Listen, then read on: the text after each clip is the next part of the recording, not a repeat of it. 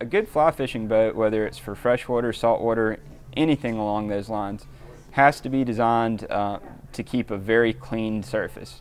Since, unlike a spinning reel or a conventional reel, you're not reeling your line back under the rod every time to where it's stored neatly on the reel, your line's going to be laying on the deck of the boat at some point in time. So it's very important that there's nothing that line can catch on when you're trying to cast.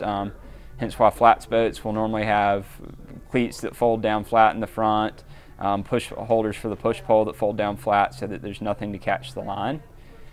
Drift boats will also be, for fishing for freshwater fish, will also be arranged in a very similar fashion where there's very little to catch.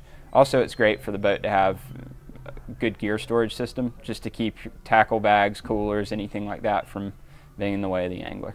I mean, for instance, on my last trip to Andros in the Bahamas this spring, we were bone fishing for the bulk of the trip. And a lot of times you'll have 60 or 70 feet of line stripped off into the boat. And basically, once a bonefish hits, if it's a half decent sized one, he's immediately going to take all of that line out. So it's really, really important on a boat to have all the line cleared to where it's not going to catch a cleat, it's not going to catch on anything else, or otherwise, when it hits a knot or a hang, you're immediately gonna break a fish off.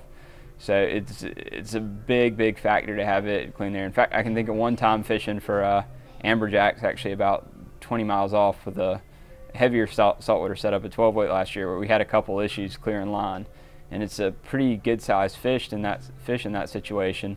And you really get into some problems pretty quickly and can actually tear your tackle up too if you start having your fly line wrapping around cleats or wrapping around your buddy's foot beside you. It can turn into a bad situation pretty fast.